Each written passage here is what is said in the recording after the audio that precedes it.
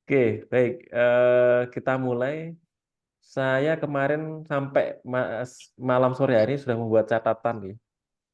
Catatan yang sudah mengumpulkan kompro ya, pitch desk ya, pitch desk ya. Di catatan saya nanti mungkin dibantu sama Mas Roni atau Bapak Ibu yang merasa sudah mengupload di grup tapi tidak tercatat oleh saya dan belum terdownload gitu ya. Ini yang sudah saya download, sudah saya unggah, apa namanya, unduh. Ada 11 apa namanya 11 UMKM ini ya dari Bapak Ibu ya. Targetnya sepertiga mengumpulkan ya targetnya ya. Artinya ada sekitar 15-an sebenarnya. Ini masih 11. Jadi ya kita masih menunggu, silakan. Kemarin ada yang tempatnya nenek kemarin pakai video ya. Oke. Saya lupa belum saya masukkan karena kompronya bentuk video. Saya belum masukkan. Ini yang kompronya dalam bentuk PowerPoint maupun yang bentuk PDF gitu. Jadi company profile pitch deck yang bentuknya PPT. Yang bentuknya video coba nanti kemarin ada satu berarti ada 12. Belum saya lihat. Ya ini bukan tugas ya, tapi apa ya? eh, ini memudahkan kami nanti khususnya saya sendiri nanti dalam mendampingi Bapak Ibu karena melihat asesmen di awal kita pengen melihat kondisi usaha dari Bapak Ibu semuanya nanti terlihat dari company profile ini gitu ya. Oke. Murava GameStone belum ada ya. Sudah di grup ada belum ya? Sudah diupload di grup belum? Atau ke Mas Roni? Ngirim ke saya Pak, tapi belum saya susun. Nanti saya susun dulu Pak. Nah, ini sudah tak susun Mas yang di tempat yang sudah yang di grup ini. Tak kirim di grup ya, di Zoom ya. Nanti yang di tempat Mas Roni mungkin tinggal di forward atau di apa namanya?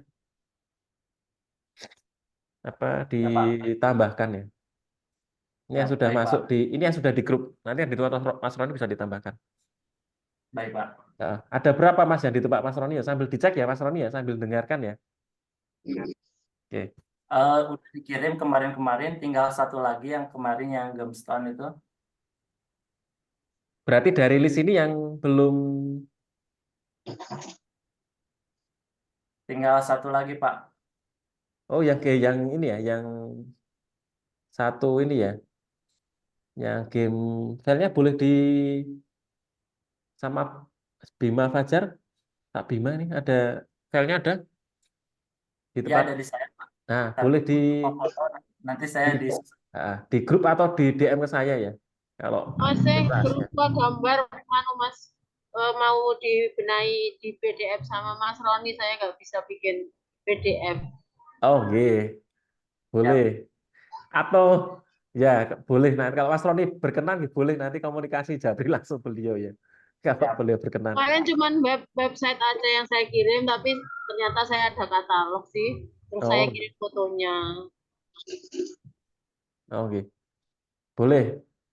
Atau dari website itu sebenarnya di print dalam bentuk PDF juga bisa sebenarnya dari web langsung atau bikin lagi dari PowerPoint atau dari Canva kemarin juga bisa. Kemarin dari Canva yang katalognya saya bikin, tapi Oke. saya PDF-nya nggak bisa gitu loh. Mau dibenahi sama Mas Roni. Oke. Nanti tolong nggih, matur nuwun, Bu. Nanti biar di forward ya ke kami ya nanti ya dari Mas lewat Jadi, Mas Roni ya. nanti saya kirim ke Mas Nova. Oke.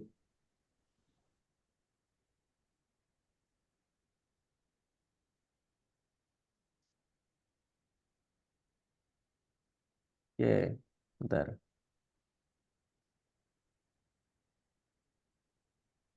Bentar.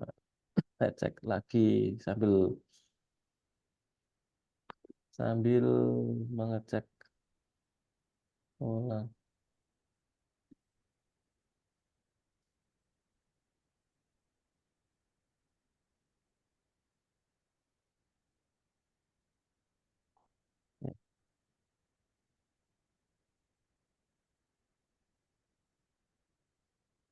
Berarti ada tambahnya berapa ini? 2 lagi ya Mas Roni ya?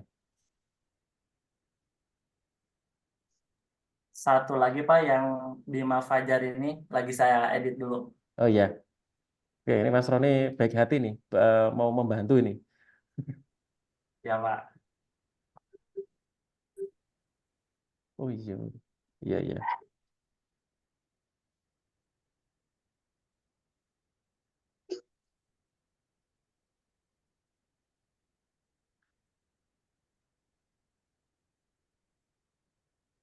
Oke.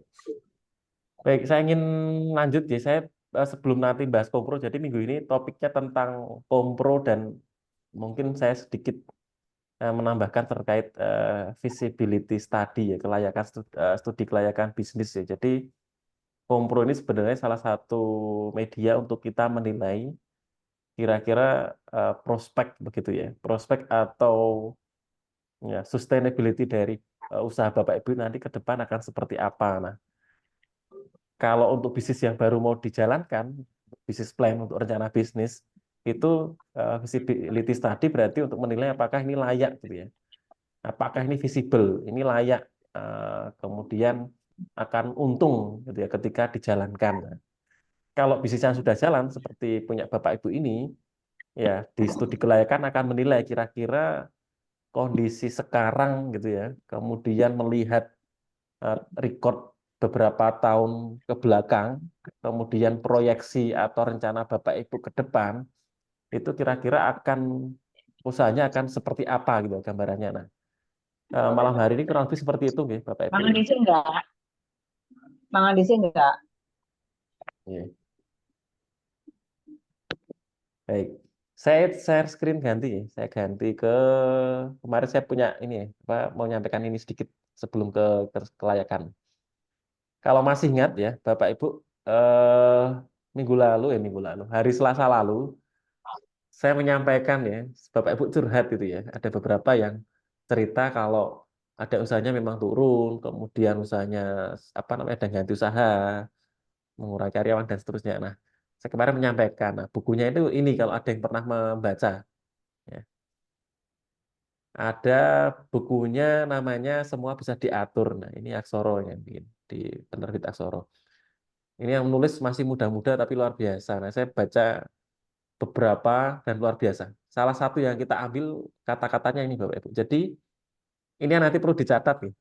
Termasuk ini motivasi bagi saya ketika kemarin pandemi, akhirnya saya memutuskan membuat wastafel injak saat itu. Jadi membuat produk baru gitu ya. Nah, itu karena kata-kata ini. Mungkin yang di buku lebih banyak pembahasan ya. Ini saya ambil sekilas. Jadi ada yang usaha itu sukses ya, sedangkan yang lain gagal ya. Dengan faktor atau kondisi apapun ya, termasuk ketika kemarin pandemi, kemudian lesu bisnis dan seterusnya. Nah, itu yang sukses dan yang gagal atau bangkrut itu yang membedakan apa? Yang membedakan adalah dinamika dan efektivitas kepemimpinan. Artinya siapa pemimpin pemimpin tertinggi di UMKM itu ya pemiliknya.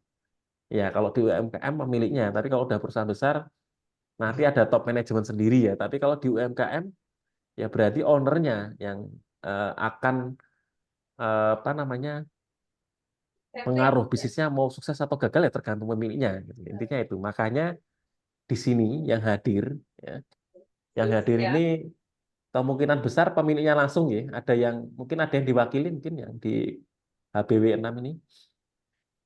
Kalau melihat omset dan catatan yang saya dapatkan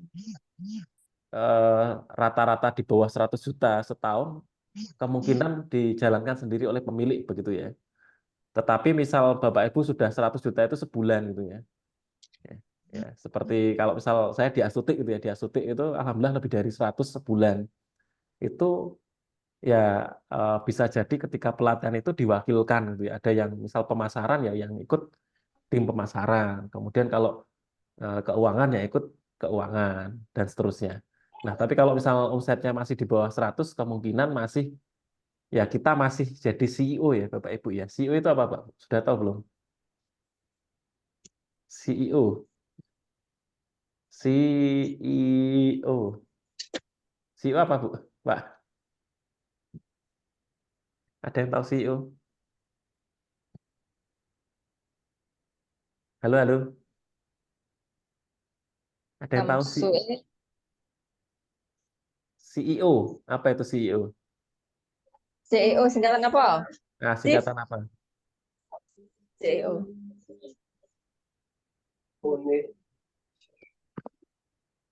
Ya, coba ini tes pertama ini. Ini bahasanya anak muda sebenarnya nih Bapak Ibu, bahasanya startup gitu ya. Bahasa startup sekarang kalau dulu direktur gitu ya, direktur utamanya itu ya. Kalau sekarang bahasanya itu CEO gitu. CEO itu apa, Bu? Orang yang bertanggung jawab Kepanjangannya, untuk kepanjangannya. kelangsungan perusahaan. Nah, ya itu Oh, tugasnya betul. kepanjangannya. Itu tupoksinya, itu Yes, tuh terus Miss Exclusive Office. ya Chief Exclusive Officer, Chief Executive Officer. Oke. Itu perpanjangan yang benar. Ya. Nah, kalau di UMKM, CEO ini E-nya adalah Chief Everything. Mana ini saya agak susah nggak pakai. Ya, Chief Everything ya. Artinya apa? Bapak Ibu ya selaku pemilik yang mengerjakan semuanya ya, yang ngurusi pesanan, yang membalasi WA, Itu sesuatu ya, Mas. ikut produksi everything, artinya semuanya dikerjakan sendiri ya. Ini yang plesetannya kalau UMKM CEO itu Chief Everything Officer gitu. Plesetannya kayak gitu. Jadi memang dulu ketika saya di bisnis itu juga masih ya omsetnya masih belum besar dan balik belum stabil itu juga saya dulu ikut lembur gitu ya, Bapak Ibu ikut lembur, ikut produksi dan seterusnya. Nah, kayak itu. Jadi memang CEO Chief Everything Officer. Nah, ini ngurusi semua hal. Nah, ini karena ya kita masih merintis, masih UMKM Bapak Ibu. Jadi ya nggak masalah. Nah, Chief Executive Officer ini yang benar ini. Ini yang benar. Nah, ini kita plesetannya kalau kita ngomongkan di lapangannya seperti ini. Ya. Kemarin sebenarnya ada yang sudah punya karyawan beberapa nih Bapak Ibu saya lihat ya datanya ya. Ada yang sudah punya karyawan. Azel, ada ke tong Sizel. Artinya artinya Bapak Ibu sudah ada beberapa pekerjaan yang di-deliver, sudah diserahkan ke karyawannya. Tapi sebagian yang lain masih semuanya diurusi sendiri. Artinya ya shift everything ini. Oke, baik, jadi terletak di Bapak Ibu ya selaku owner ya kuncinya ya. Jadi kalau mau sukses atau gagal bangkrut itu ya yang disalahkan jangan menyalahkan keadaan, jangan menyalahkan karyawan, jangan menyalahkan siapapun gitu ya. Tapi salahkan diri kita sendiri, owner. Kuncinya itu. Oke, saya ingin menekankan itu. Jadi apapun nanti cerita dari Bapak Ibu ya dengan kondisi usahanya, silakan melihat diri sendiri. Oh, saya sebagai pemimpin, saya sebagai owner, sebagai pemilik itu ya, apakah sudah benar gitu ya menjalankan bisnisnya gitu ya. Nah, nanti bisa dilihat masing-masing. Oke, bisa ditangkap ya Bapak Ibu ya, dipahami ya. Silakan kalau ada yang mau ditanyakan boleh. Oke. Ya, kemudian lanjut. Nah, ini datanya. Jadi ada banyak hasil studi ya, studi bisnis itu di beberapa lembaga. Ini saya ngambil salah satunya bahwa dari 100 UKM gitu ya, 50% gagal dalam waktu 2 tahun, Bapak Ibu. Nah, jadi kalau Bapak Ibu ini usahanya sudah lebih dari 2 tahun, artinya sudah termasuk 50% yang berhasil ya, melewati masa 2 tahun, fase awal. Ya. Kemudian setelah 5 tahun ya, itu tinggal 30%. Artinya misal ada 100 UKM atau UMKM, di tahun kelima itu tinggal 30%. Tahun ke-10 ya, tahun ke-10 bisa jadi hanya 10% ya dari 100 UKM. Artinya hanya 10 UKM yang bisa bertahan setelah 10 tahun. Dari 100 berarti hanya ada 10 gitu ya. Nah, Bapak Ibu yang sudah lebih dari 10 tahun, artinya ini termasuk 10% yang UKM-nya berhasil dan sebenarnya sebenarnya tidak usah ikut belajar karena sudah misalnya tetap sustain gitu ya, lebih dari 10 tahun sudah bagus gitu ya. Nah, penyebab terbesar kenapa banyak yang UKM itu tidak bisa bertahan dalam waktu 2 tahun maupun 5 tahun, apalagi 10 tahun, yang pertama, ya, tidak efektif dalam memimpin. Kembali lagi ke siapa? Ke pemimpinnya, ke ownernya, ke pemiliknya. Jadi Bapak Ibu ini yang nanti akan menjadi penyebabnya. Jadi kalau yang sudah lebih dari 2 tahun, lebih dari 5 tahun, 10 tahun, Bapak Ibu sudah bisa menjadi pemimpin yang baik untuk usahanya. Gitu ya. Oke. Kemudian yang kedua, tidak bisa menjalin kerjasama. Artinya tidak ada teamwork di sana. Semuanya dikerjakan sendiri. Superman. Ya, Superman, Superwoman gitu ya. Woman gitu ya. Padahal sekarang Superman is dead gitu ya Bapak Ibu. Jadi apa namanya? Ya, mungkin di awal memang kita mengerjakan sendiri tapi seiring berjalannya waktu kita tidak akan bisa menjalankan usaha sendiri Bapak Ibu.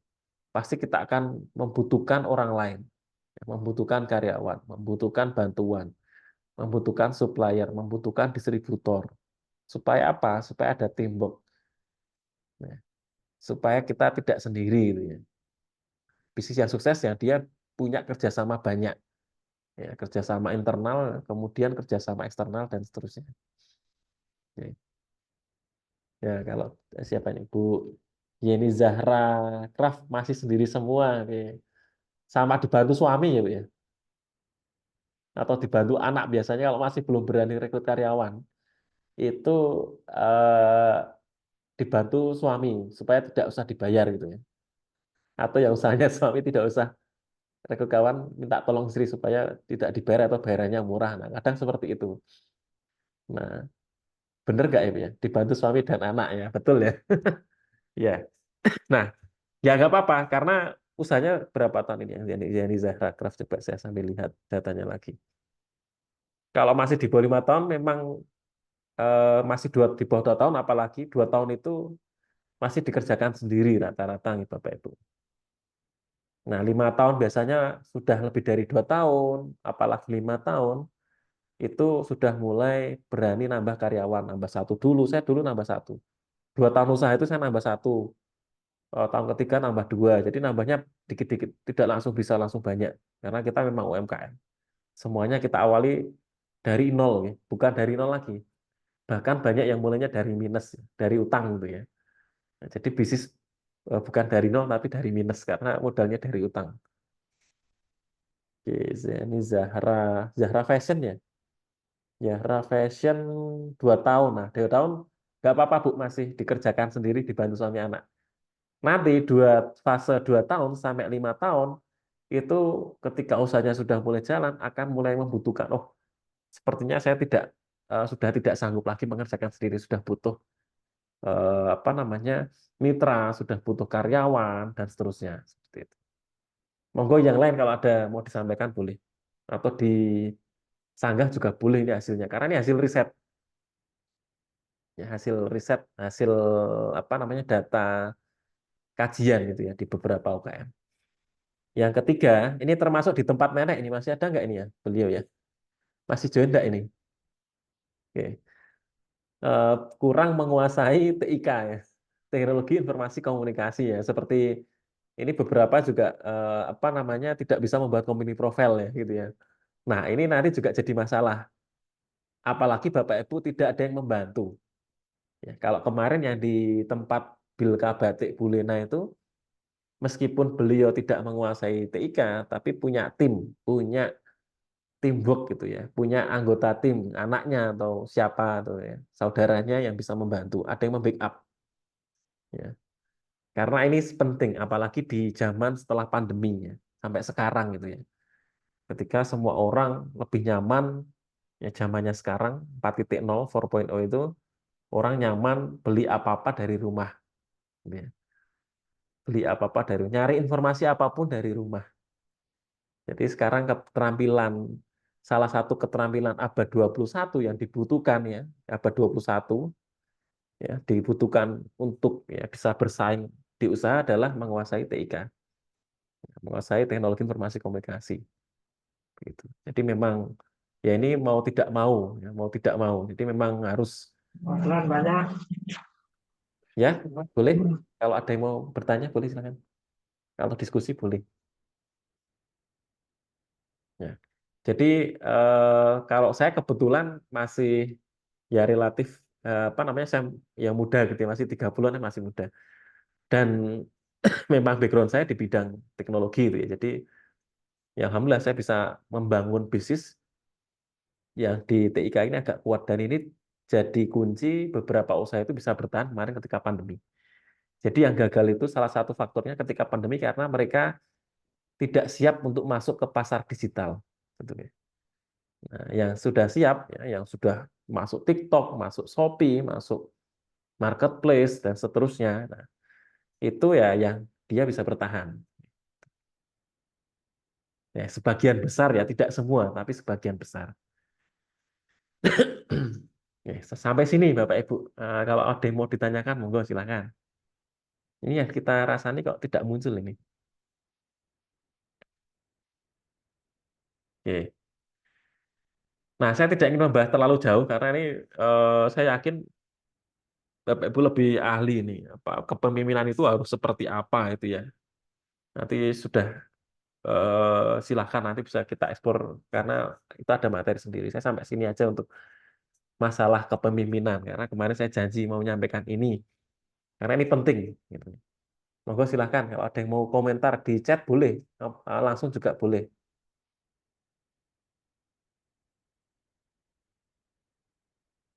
Ada yang tidak sependapat juga boleh ya, karena kita sama-sama diskusi saja, belajar bersama.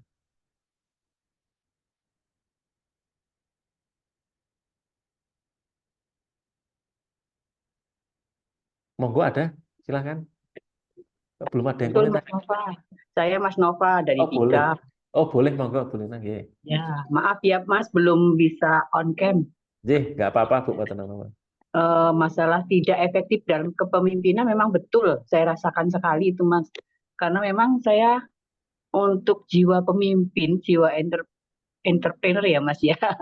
Saya belum istilahnya tidak uangnya tidak tegelan gitu loh Mas. Jadi kadang-kadang dimanfaatkan sama yang lain begitu. Jadi ya memang jiwa nggak tegelan itu nggak bagus juga ya Mas untuk menjadi pemimpin gitu. Mungkin gitu Mas Nova, terima kasih. Nggih, matur nuwun Bu Lena tambahnya. Nggih, betul Bu. Saya juga sama dengan Bu Lena sebenarnya. Saya itu orangnya apa namanya nggak tegelan apa ya, nggak tega gitu ya.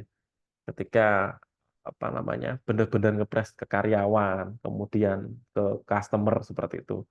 Sehingga akhirnya saya dari awal usaha itu jarang bertemu langsung dengan konsumen gitu ya. Jadi saya ketemu konsumen itu yang mungkin pembeliannya di atas nominal tertentu gitu. Karena saya nggak kayak tadi nggak tegelan kalau ke konsumen. Termasuk ketika saya beli. Saya ketika beli itu jarang nego harga gitu ya. Jarang, ya pernah tapi nggak jarang. Karena nggak tegelan ke konsumen, termasuk ke orang. Nah itu di bisnis kan ya kurang bagus gitu ya. Karena kita ke supplier kan perlu negosiasi juga, ke konsumen juga perlu negosiasi. Nah, kemudian ke karyawan juga perlu apa namanya ada komitmen bersama. Nah, karena saya nggak tegelan, akhirnya saya ini Bu, seperti Bu Lina mungkin sama. Ada orang kepercayaan. Jadi saya di CV Astuti itu ada direktur dan manajer 2 orang kepercayaan saya gitu ya, yang ngurusi perusahaan.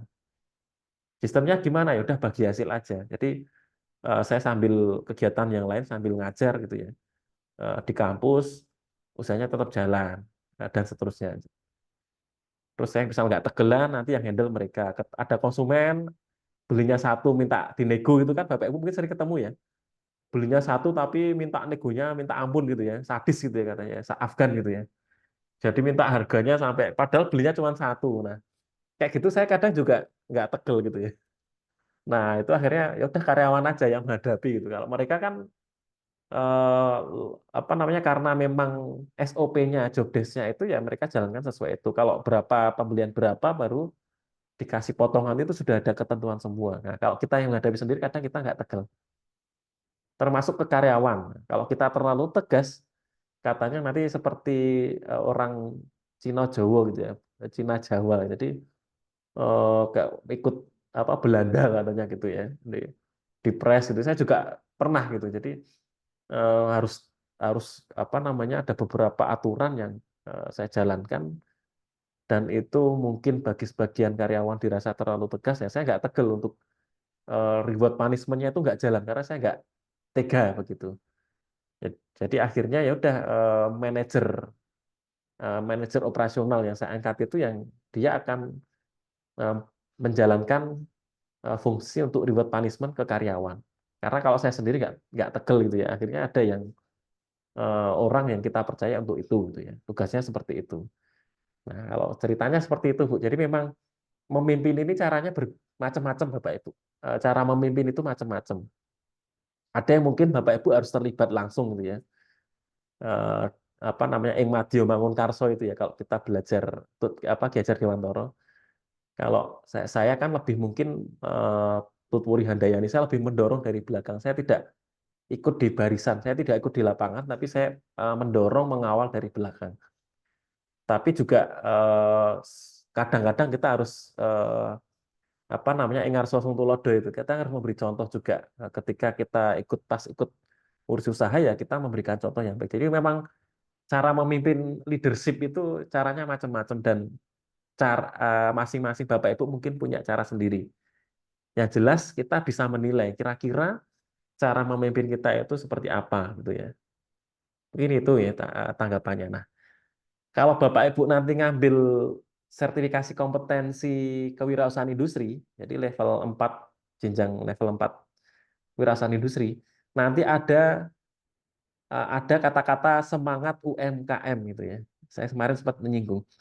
Nah, semangat UMKM ini, jiwa semangat UMKM ini yang jiwanya Bapak Ibu, jiwanya UMKM. Jadi semangat UMKM itu apa? Kalau bagi saya semangat UMKM itu, saya tidak pernah ya mencari alasan untuk apa namanya, ketika usaha saya tidak jalan ya, tidak pernah atau jangan sampai mencari alasan dan menyalahkan yang lain-lain gitu ya. Karena kita UMKM itu ya mandiri gitu ya. Kita berusaha apa namanya, berkembang dengan semangat dan kemampuan kita gitu ya. Nah, kemudian semangat yang lain adalah eh, saya berusaha untuk tidak mencari alasan untuk tidak berhasil gitu ya. Maksudnya gimana? Kadang ada UMKM itu, oh saya sekarang omsetnya masih kecil, kenapa? Karena saya belum punya tempat usaha di pinggir jalan, karena saya belum punya karyawan, saya belum punya alat, gitu ya, belum punya mobil, gitu ya, kendaraan transportasi dan seterusnya. Jadi semangat UMKM itu tidak seperti itu, tapi kita balik. Kita tidak pernah mencari, ya jangan, kalau semangat UMKM itu jangan pernah kita mencari alasan untuk kita tidak berhasil, gitu ya. Jadi seringnya UMKM itu selalu berandai-andai dengan sesuatu yang tidak dimiliki, tetapi lupa bahwa kita sebenarnya punya sumber daya resource yang bisa kita maksimalkan. Nah, ini yang semangat memimpin, semangat UMKM ini yang kadang dilupakan. Jadi namanya semangat UMKM, Bapak Ibu. Ya. Ini tadi jangan pernah punya alasan ya Bapak Ibu untuk usahanya tidak berkembang karena tidak punya sesuatu ya, mencari-cari. Ya. Ketika saya sering menantang beberapa UMKM, beberapa mahasiswa itu saya tantang. Kalau alasan kita tidak usahanya tidak berkembang karena tidak punya toko di pinggir jalan, nah, saya tantang. Oke, saya sediakan toko di pinggir jalan. Apakah usahanya yakin bisa berkembang? Nah, itu sebagian besar UMKM dan mahasiswa jawab tidak yakin. Gitu ya. Artinya apa? Artinya tidak selalu yang tidak kita miliki itu menjadi hal yang menghambat kita untuk usahanya maju. Itu ya, tambahan sedikit sedikit sharing gitu ya. Ini tidak menggurui ya Bapak Ibu ya. Mas sharing-sharing aja. Ada lagi yang mau disampaikan? Ini saya 1 jam, nanti 1 jam gantian Bapak Ibu yang diskusi soalnya. Saya 1 jam di awal, kita 2 jam. Monggo silakan kalau ada terkait ini dulu. Nanti saya cerita terus ini ngantuk nanti. Monggo silakan, Bu. Ya, terima kasih, Mas. Yang seperti Mas bilang tadi bahwa 10 tahun pertama itu kepemimpinan itu sangat ini ya menentukan gitu ya. Hmm. Nah, jadi usaha saya udah 7 tahun berjalan, Mas, sejak Wah, 2017. iya. Tetapi memang stagnan gitu, Mas. Karena kegagalan memang saya memang jadi CEO seperti Mas tadi bilang gitu kan. Semuanya ditanganin sendiri. Nah, jadi kendala saya itu sebenarnya karena saya produk seni gitu Mas ya, craft gitu. Jadi untuk mempekerjakan karyawan itu sudah pernah gitu kan. Nah, cuman yang satu ide, satu selera dengan saya itu yang saya belum berhasil membentuknya orang-orang sekeliling saya gitu kan. Ditambah lagi di sini memang upah itu tinggi gitu kan. Nah, jadi produk saya itu limited. Nah, jadi nggak diproduksi massal gitu, Mas. Hmm. Nah, dalam misalnya ketika saya ada event, baru saya bisa merekrut karyawan karena bisa memproduksi satu model itu misalnya 10 pieces misalnya kan. Nah, tapi kalau untuk orderan sehari-hari gitu kan, itu sangat sulit saya mempekerjakan karyawan, Mas, karena itu modelnya dalam tiap bisnis itu berbeda gitu kan, desainnya berbeda, karena memang barangnya artisan gitu, Mas. Nah, itu saya sampai sekarang itu masih jadi sangat-sangat menjadi PR buat saya gitu. Makanya ikut Entredev ini benar-benar saya ingin berkembang naik kelas lah gitu Mas. Ini itu saja. Terima kasih. Oke, baik. Terima kasih Bu Fitria Wiska. Kemarin yang dari kulit itu ya, bukan ya, Bu ya? Bentar, saya agak lupa. Dari ya Dan kulit juga, kanvas juga. oh, kanvas juga ya. Oh iya, ada 7 tahun. Oke. Ya, ini kayak gini Mas. Oh iya. Eko, Ekoprint ya? ya, Ekoprint juga ada. Oke. Ya, oke itu ya, terima kasih Bu sudah sharingnya. Jadi memang yang dialami Bu Fitria juga mungkin banyak yang lain yang mengalami dan itu saya juga alami di awal-awal dulu. Ada beberapa tipe apa namanya tipe pemilih UMKM itu yang susah ya, susah mempercayai orang gitu ya. Ya apa namanya kalau tidak saya sendiri yang mengerjakan itu hasilnya berbeda. Nah itu jadi memang banyak Iya. banyak Bu, tidak hanya di tempat Ibu, jadi di banyak tempat yang lain juga sama. Gitu ya. Jadi mempercayai orang itu sesuatu hal yang apa ya yang susah ya. Tidak tidak gampang kita percaya sama orangnya itu bagus. Untuk beberapa case itu bagus. Artinya kita akhirnya lebih berhati-hati gitu ya, lebih berhati-hati. Kemudian harus menyiapkan sistem yang jelas, semuanya tertulis dan seterusnya. Nah, tetapi di satu sisi untuk apa namanya karyawan, nah itu hal yang ya kurang apa namanya ya kurang kurang baik gitu ya. Artinya kita susah membangun teamwork karena apa kita tidak percaya sama orang. Dulu saya mungkin Bapak Ibu pernah ikut games yang di belakangnya ada temannya terus suruh menjatuhkan badan gitu ya, ditangkap gitu ya. Videonya mungkin ada di YouTube banyak. Nah itu kita kadang mau menjatuhkan badan di tangan temannya itu sudah wah ini nggak percaya ini kalau tangannya dilepas gimana, nah kayak gitu. Jadi ini memang jadi tantangan Bapak Ibu untuk apa namanya punya teamwork yang bagus gitu ya. Dan itu butuh apa ya butuh selain butuh teori kita juga butuh intuisi ya. Kadang lebih banyak intuisi yang berbicara. Intuisi itu berasal dari pengalaman ya. Jadi Bapak Ibu pengalaman di masalah SDM, di masalah pengelolaan orang gitu ya, sumber daya manusia. Nah itu human resource itu mungkin lebih bisa gitu ya. Nah kalau yang masih belum percaya ya ditangani sendiri ya nggak masalah Bu. Ditangani sendiri nggak masalah. Tetapi ya nanti mungkin tadi seperti yang Ibu bilang nanti akan stuck gitu ya, stuck karena kita terlibat terus di produksi. Sedangkan kalau owner itu ranahnya semakin lama dibutuhkan sampai ranahnya itu strategis gitu ya kalau arahnya itu ya. Jadi bagaimana supaya usaha kita itu bisa lebih berkembang lagi. Jadi kita tidak apa namanya ikut lagi di operasional kan arahnya nanti seperti itu kalau sudah 5 tahun sudah 10 tahun itu seperti itu. Jadi bagaimana bisnis itu bisa berjalan sendiri. Bahasanya itu autopilot gitu ya. Nah, itu termasuk merekrut karyawan. Nanti coba Bu, dibaca bukunya yang semua bisa diatur, Bu. Nah, nanti ada bukunya atau ada ringkasannya dulu coba diatur nanti untuk refleksi. Gitu ya. Untuk refleksi silakan Bapak. Karena kalau saya ya cerita nanti panjang ini waktunya kita yes, bagus nanti. Jadi biar kita terbuka oh, karyawan seperti ini. Kalau saya tipsnya langsung di kesimpulan ya. Kalau saya di tipsnya itu dulu saya selalu mencari yang pengalaman bisa ini dan sebagainya. Jadi melihat skill dan sebagainya.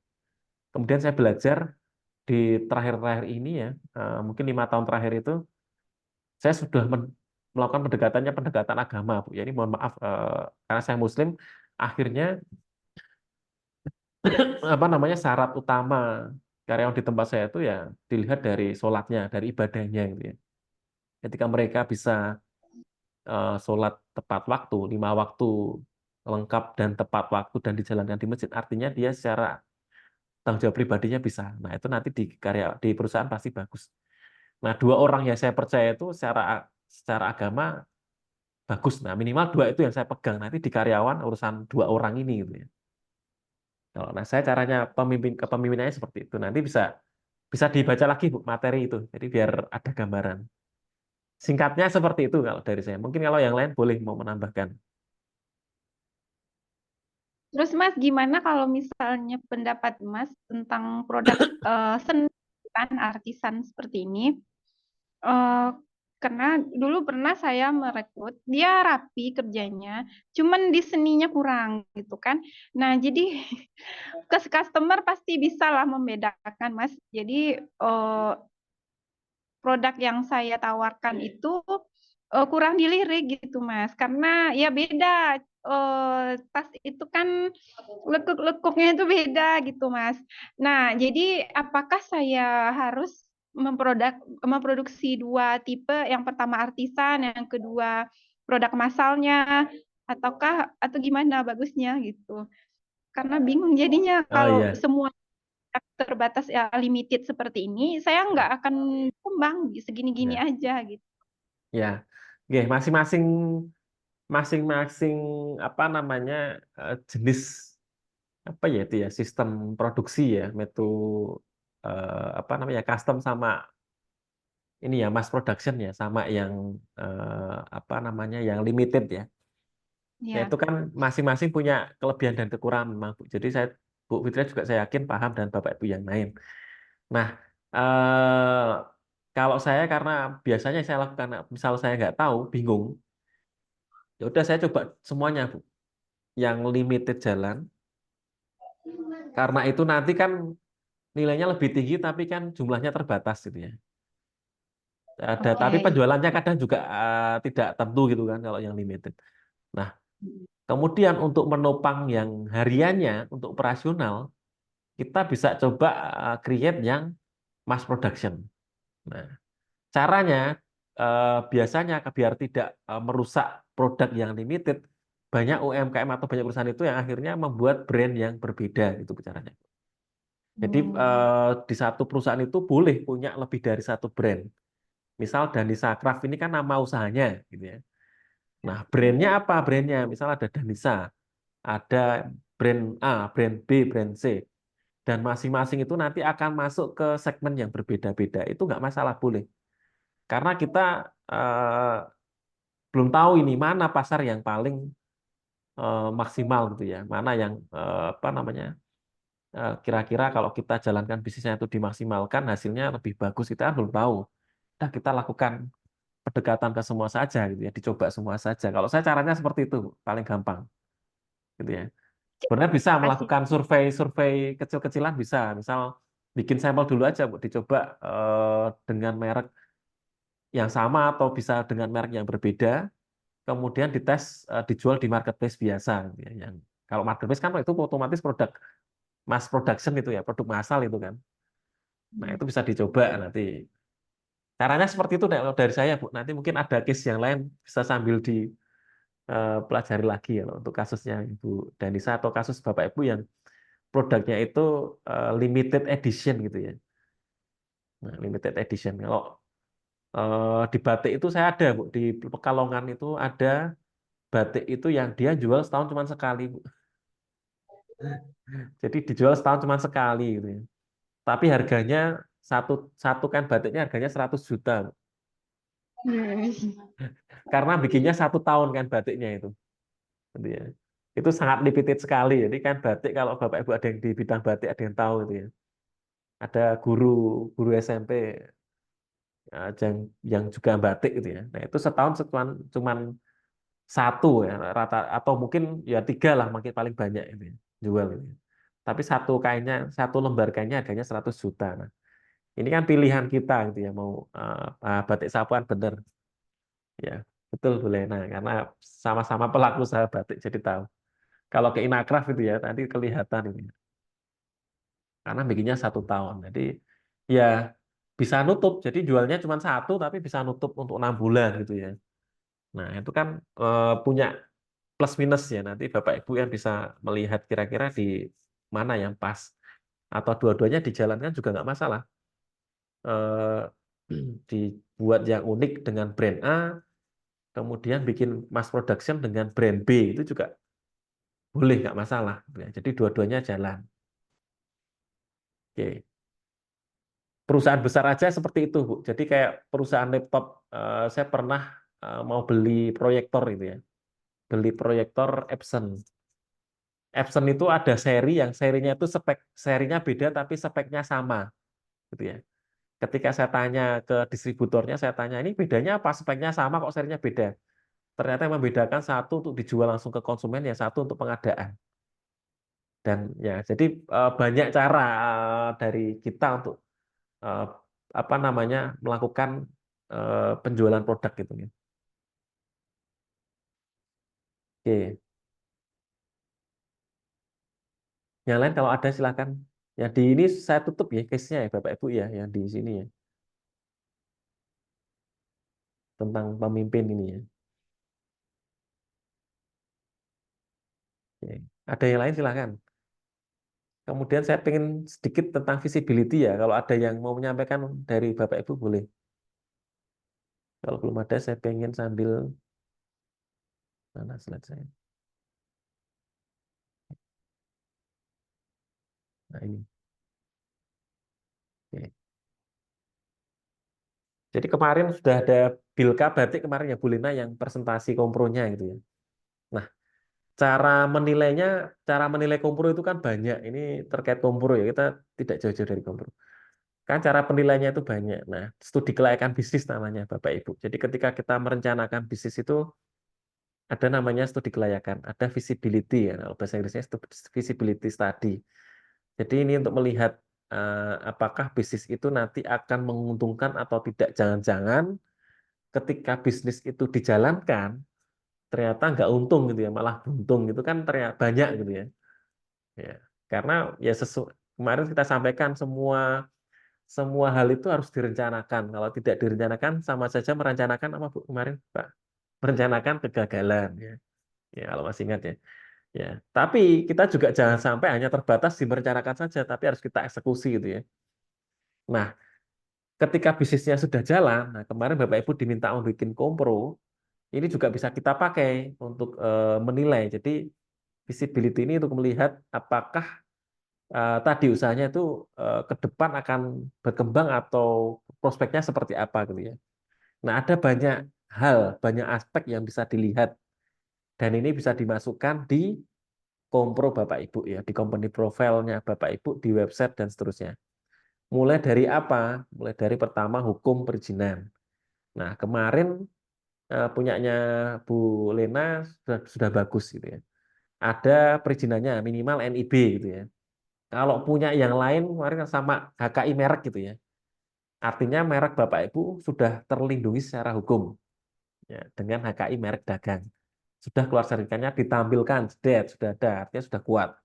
Kemudian sudah punya NIB, artinya apa? Sudah berlandaskan hukum, sudah berbadan hukum, sudah resmi.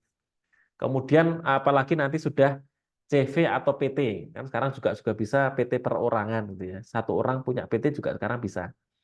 Nah, kemudian kalau ada yang nanti tanya kalau usahanya masih belum CV PT ini ada nggak ya? Kemarin saya kayaknya udah ada yang di list ya. Ada yang masih pribadi, jadi belum ada CV atau belum ada PT-nya. Karena NIB itu untuk pribadi juga bisa. Untuk badan yang berbentuk PT, CV juga bisa. Nah, kalau bentuknya CVPT, nanti akan punya nilai lebih karena apa? Dia pasarnya lebih luas, dia bisa menjangkau ke pemerintah, gitu ya. Dan ke pengurusan yang sertifikasi macam-macam karena ada beberapa syarat yang mensyaratkan kalau mau ngurus itu harus bentuknya badan hukum, PCV atau PT. Itu dimasukkan kalau sudah CVPT dimasukkan ya akta perusahaannya atau SK Kemenkumham AHU itu nanti dimasukkan AHU online itu sertifikatnya dimasukkan. Nah, itu kuat begitu ya. Ya, kemudian aspek yang lain di aspek keuangan. Nah, kemarin ini bisa dimasukkan apa namanya atau tidak gitu ya. Tapi kalau dimasukkan tadi ada beberapa profil saya lupa punya siapa itu dimasukkan data penjualan produknya 3 tahun atau 1 tahun terakhir atau 3 tahun terakhir gitu ya atau 5 tahun terakhir untuk melihat apa? Untuk melihat sejarahnya, historinya. Ini usahanya sudah jalan apa belum? Kalau sudah jalan, dia penjualannya seberapa besar? Gitu ya. Ya, dilihat nanti aspek keuangan, aspek penjualannya. Itu bisa dimasukkan. Kalau Bapak Ibu tidak mau dalam bentuk uang, ya dimasukkan dalam bentuk angka pieces itu ya. Berapa pieces terjual di tahun 1 tahun terakhir, 3 tahun terakhir, 5 tahun terakhir. Nanti untuk evaluasi, ternyata penjualan 3 tahun terakhir trennya menurun gitu ya. Berarti nanti harus hati-hati nih, harus ada yang dilakukan gitu ya. Tetapi kalau trennya kita berharapnya usahanya itu kan grafiknya naik terus ya Bapak Ibu ya. Minimal garis lurus gitu ya. Artinya kita stabil.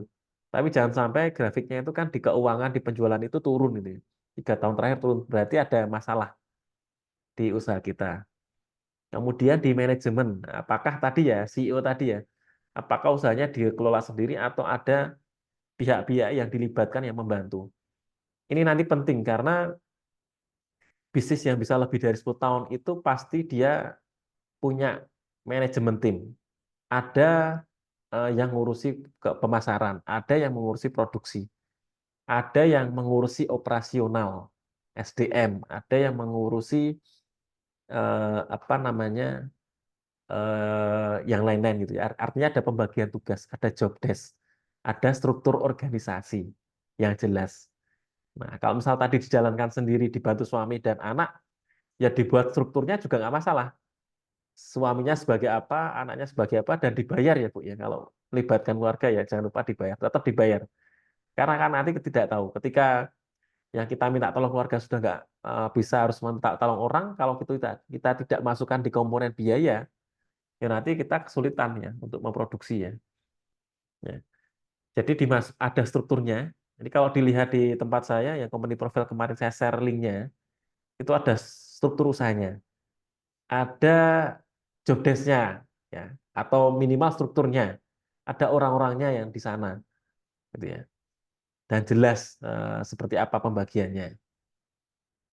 Kemudian aspek AMDAL, ini analisis dampak lingkungan ini kalau produk Bapak Ibu punya kelebihan added value di ramah lingkungan atau ada yang memperhatikan di aspek AMDAL itu jadi nilai plus.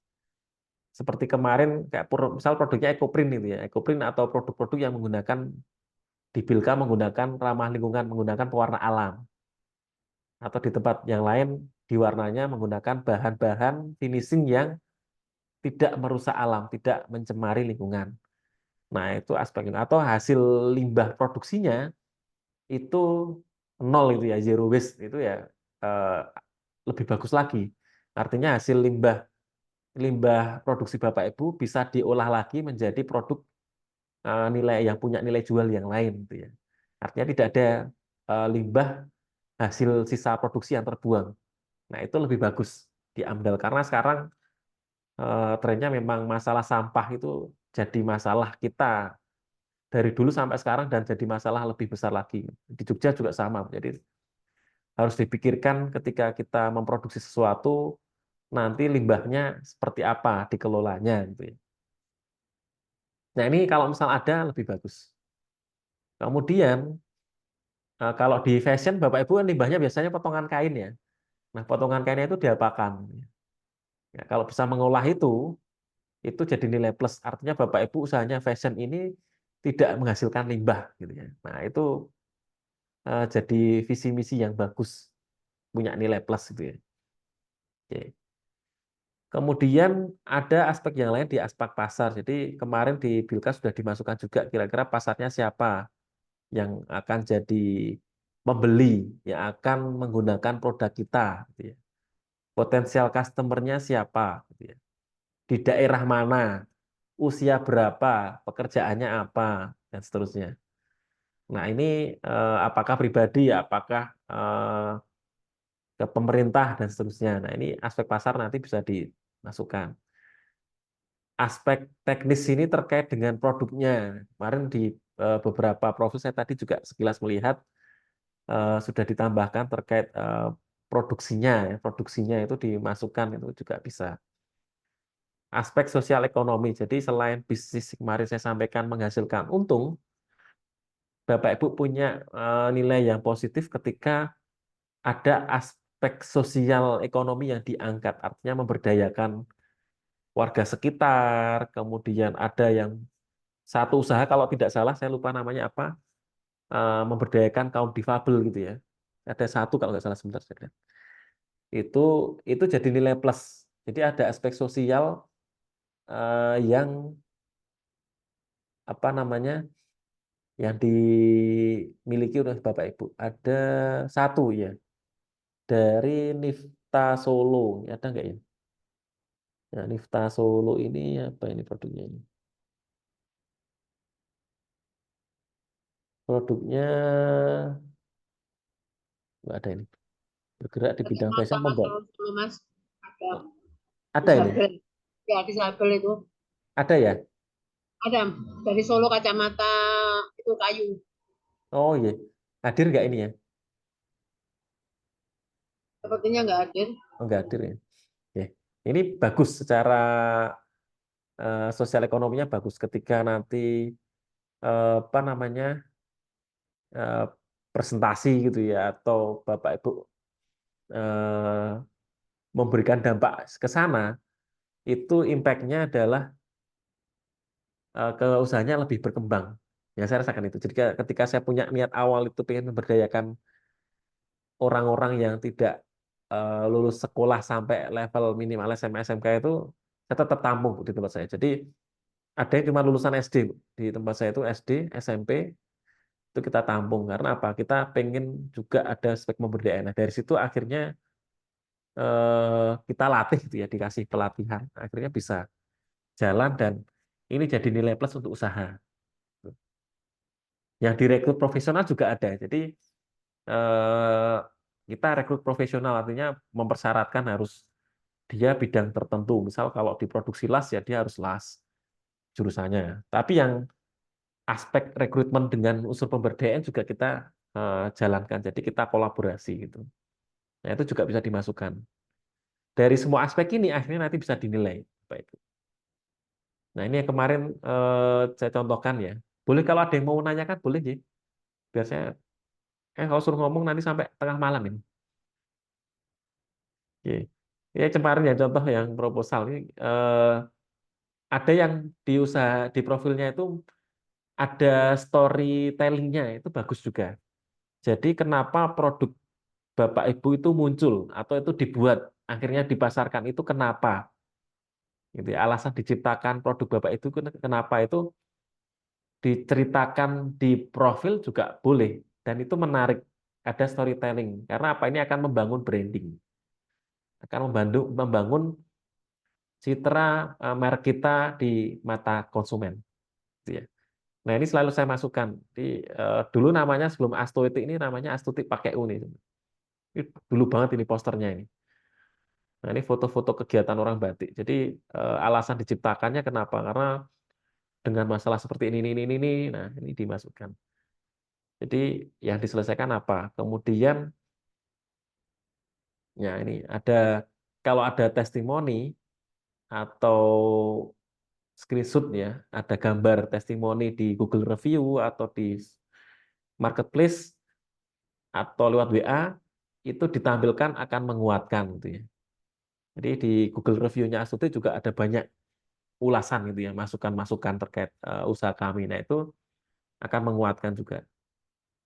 Oke, ini saya, nah ini yang terkait keuangan penjualan tadi. Namanya traction atau traffic gitu ya. Jadi ada data penjualan produk tahun sebelumnya dan proyeksi nanti ke depan seperti apa. Nah, ini saya data real Bapak Ibu. Jadi belum saya update, ini masih data berapa awal usaha ini. Jadi 4 tahun awal usaha. Jadi dari saya selalu membuat di usaha itu membuat target gitu ya. Setiap tahun sebelumnya itu saya target. Misal tahun ini harus bisa menjual 3.000 kompor saya kalau nggak salah. Kompornya itu harus terjual 3.000 dalam 1 tahun. Nah ini setiap tahun kita membuat target. Nah, jadi yang biru ini target gitu ya. Targetnya 500 terjual 300 tidak terpenuhi tahun pertama. Tahun kedua targetnya kita naikkan, padahal tidak terpenuhi ya, tetap kita naikkan. Ternyata karena dapat proyek pengadaan se-Indonesia akhirnya tembus lebih dari 3.000 tahun kedua. Terus turun 2017, 16, 17 turun tidak terpenuhi ya. Akhirnya terus kalau 3 tahun ini sudah mulai bagus. Akhirnya kita dari situ belajar, oh apa ini yang perlu diperbaiki. Berarti perlu inovasi lagi, perlu sertifikasi produk, perlu melakukan sertifikasi SNI, TKDN dan seterusnya. Akhirnya 3 tahun terakhir trennya sudah bagus. Nah ini namanya traffic Bapak Ibu, traction. Jadi data penjualannya, data keuangannya bisa ditampilkan. Gitu ya. Termasuk kemarin saya minta misal ada penghargaan, kemudian sekarang sudah bisa menjual berapa gitu ya, dijual di mana. Nah itu di profil lebih bagus, lebih menarik gitu ya. Artinya Bapak Ibu jelas pasarnya. Nah ini contoh apa namanya, contoh sekilas ini, tapi nanti lama ya. Nah ini setiap tahun saya membuat bisnis plan gitu ya. Jadi misal ini saya nyusunnya berarti tahun 2016-17. Di tahun 2000 prosesnya dari 2012 berarti. Nah, saya nyusunnya berarti 2017. Di tahun ketika saya nyusun 3 tahun berikutnya itu saya menargetkan sudah masuk sudah punya sanggar homestay itu 2019. Kemudian 2018 sudah terdaftar e-katalog. Saya sudah punya plan meskipun akhirnya ternyata geser semua Bapak Ibu. Yang e-katalog ini akhirnya bisa postingnya 2020, 2021, sanggar homestay-nya baru 2020 akhir baru punya sanggar sama homestay gitu ya.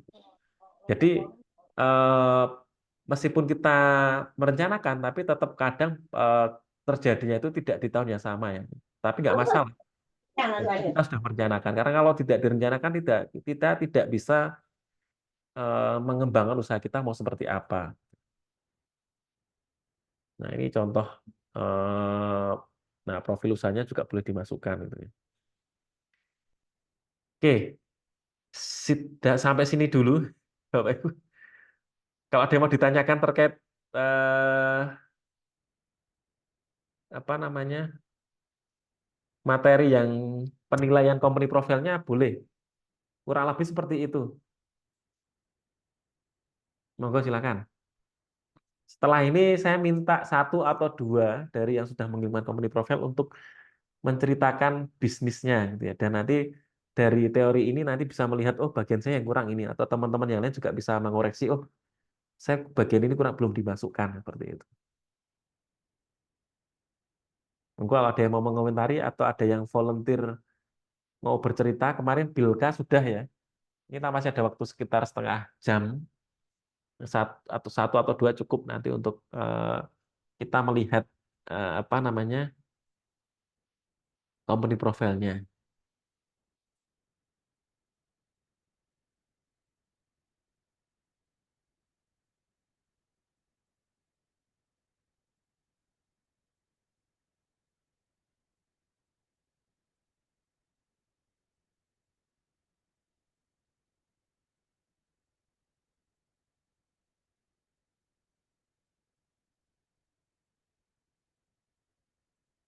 Monggo silakan Bapak Ibu. Oh, Ismail Mamudah Bapak apa Ibu ini? Nggak ada fotonya soalnya. Monggo silakan. Mau bertanya atau mau presentasi? Boleh. Silakan. Bisa dinyalakan mic-nya atau kameranya sekalian boleh.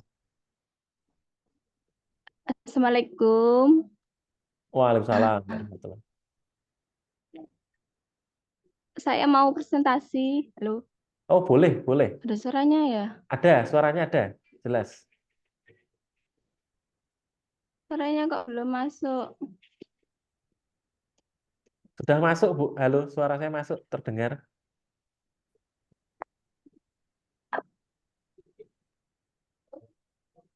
Halo, udah masuk kah? Sudah, Bu. Mic speakernya dinyalakan, Bu, atau dibesarkan? Coba. Sudah saya nyalakan. Sudah saya kerekam Iya, suara jelek, suara saya suaranya. jelas enggak, Bu? Suara saya, Bu. Saya mau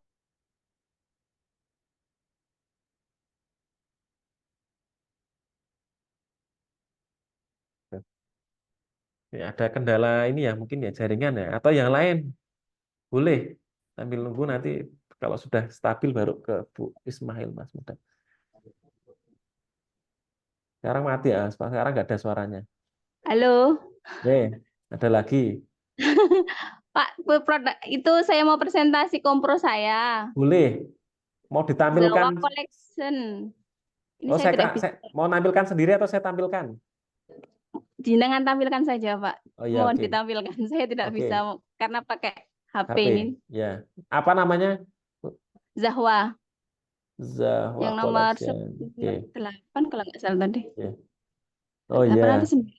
Ya sudah ini saya tampilkan. Bentar. Itu kan saya baru belajar yang pakai PowerPoint. J. Kemarin itu belajar yang pakai Canva. Kok kurang lengkap gitu loh menurut saya per lembarnya, yang kan saya kalau di Canva kan template-nya tinggal ganti ya Pak ya. Ya. Kalau yang di PowerPoint benar-benar kita ngisi satu-satu. Ya, oke. Itu kayaknya kurang lengkap. Mau menambahkan lagi ke buru saya pencet kirim kemarin. Oke. Ini masih banyak yang kurang ini, Bu. Iya, itu Oke. mau menceritakan produknya Boleh. gitu Boleh, ceritanya. silakan. J. Nah, ini Saya awal usahanya itu tak memang share bukan sebentar. di Tak itu, salah share bukan screen. di konveksi. Maaf ya Pak, belum bisa on cam. Ini enggak apa-apa, Bu. Oke. Sudah tampil nggih Zahwa Collection ya? Iya.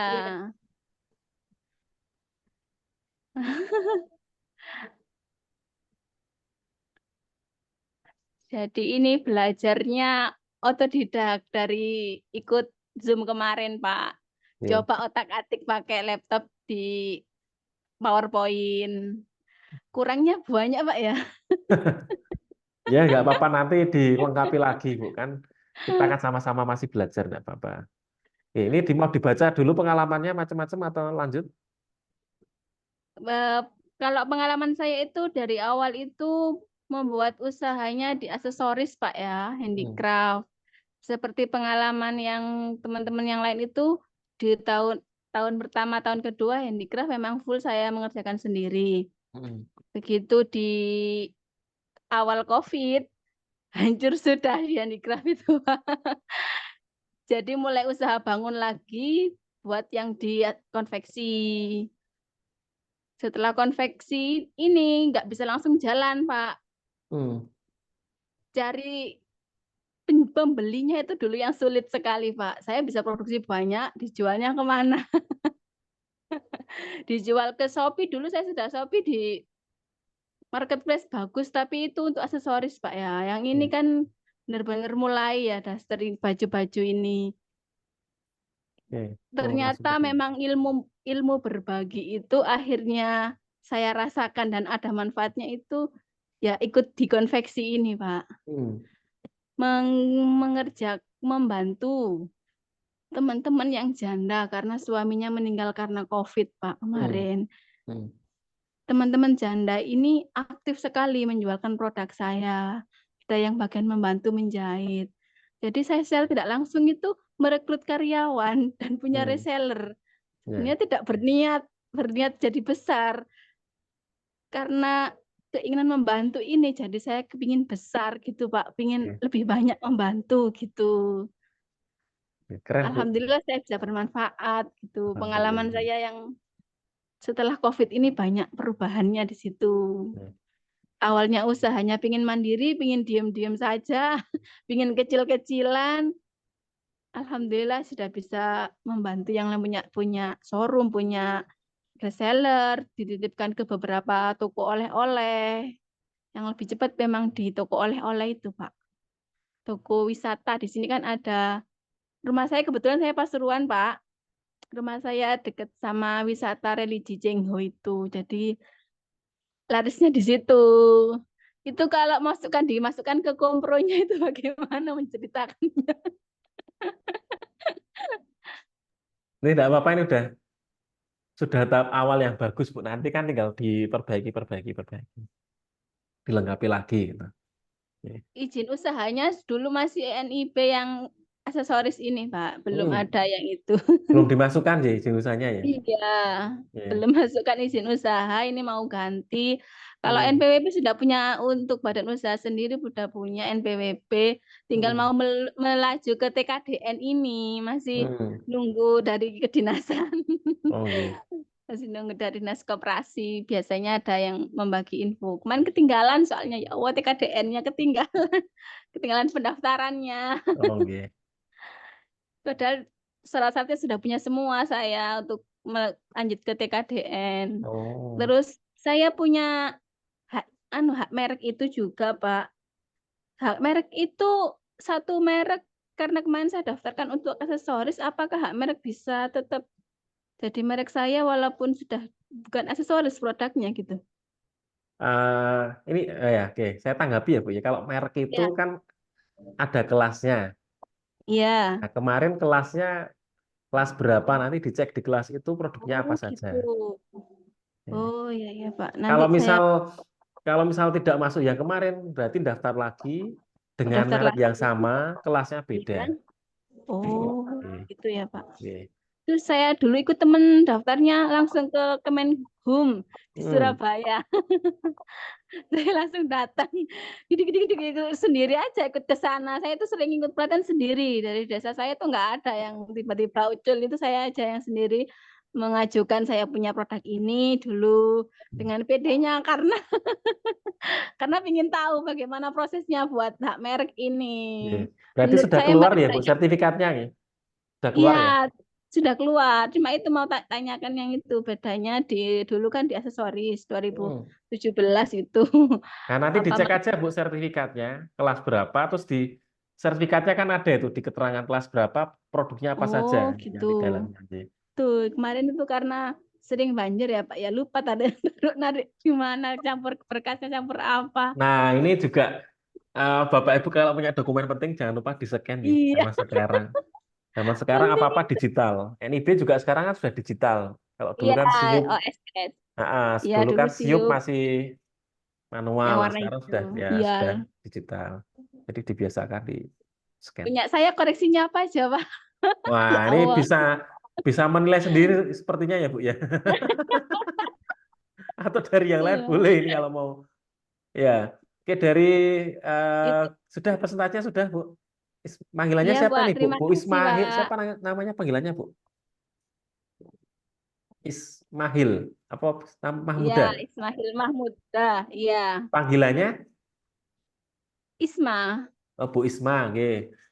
Nah, ini Ya. terima kasih Bu Isma sudah menyampaikan profilnya. Ya nggak apa-apa, kita apresiasi Bu. Semua company profile yang dibuat Bapak Ibu dikirim ke kami apresiasi ya. Semuanya bagus, tidak ada yang jelek. Hanya mungkin kurang lengkap gitu aja ya. Jadi ada beberapa yang Ya, mungkin kurang terlewat lengkap dan untuk kurang ditambahkan. Oke, sama mungkin kurang menarik desainnya. Nah, mungkin kurang itu makanya iya Pak, iya betul.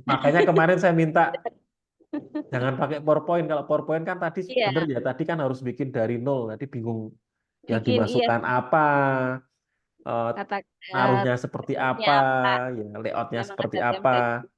Nah, kalau di Canva kan sudah ada semua, tinggal ganti-ganti gambar sama teksnya kan lebih enak.